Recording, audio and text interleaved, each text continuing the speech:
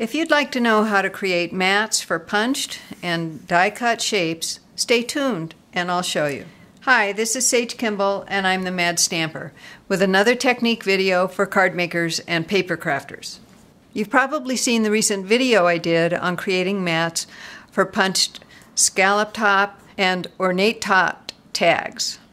Now I'll show you how to use a similar technique for mats for other punched and die-cut shapes. I'll start with a simple mat for this tag made with the extra large oval punch from Stampin' Up. I've punched a second oval from Early Espresso cardstock, the same color as the ink on this sentiment. And all I'm going to do is cut this in half vertically.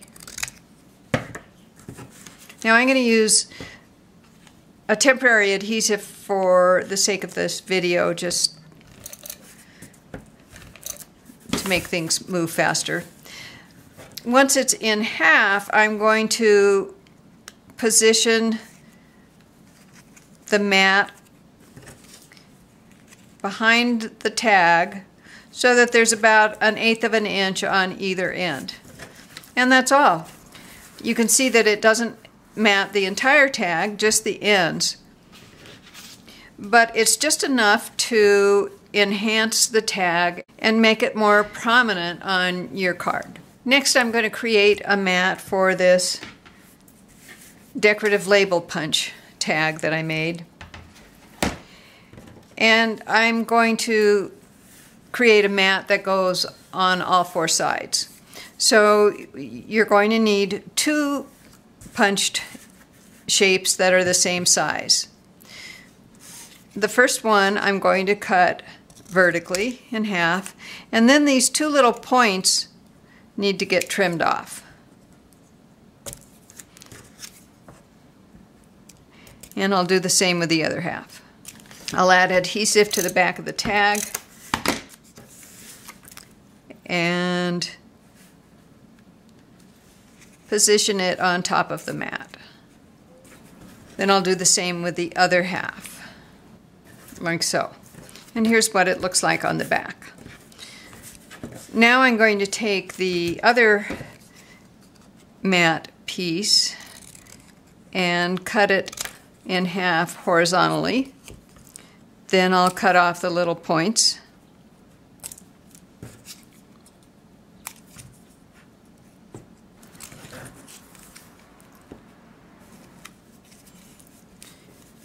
And put these mats on so that they're about the same width as on the 2 ends. And there it is. So it's obvious when you look at this that the mat is pieced together.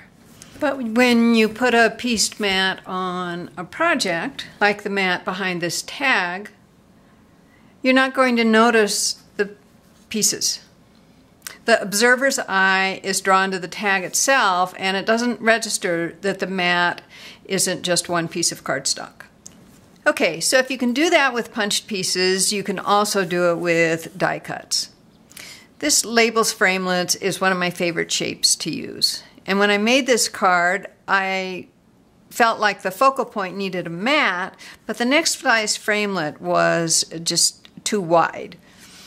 So let's look at this example with a smaller version of that art piece. So without a mat, it just is a little boring. And with the next size framelit, it's just way too wide for my taste. To me, it detracts from the artwork. So we're going to do the same thing we did with this punch tag. So I've cut 2 framelits, shapes of the same size as the art piece, and I'm going to start by cutting one of them vertically and cut off the little points.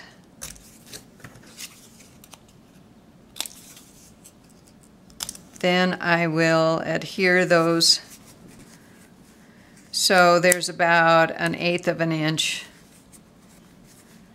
to the side of the focal point. And I'll do that on each end. Now I'll take the other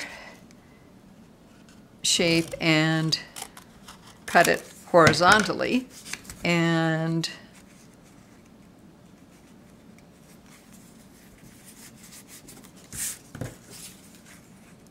add these last two pieces.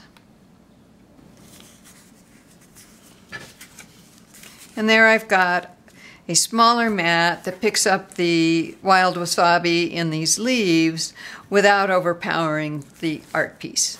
So the examples I've shown you are pretty much symmetrical. But what happens with something like this heart? Well, it works the same way.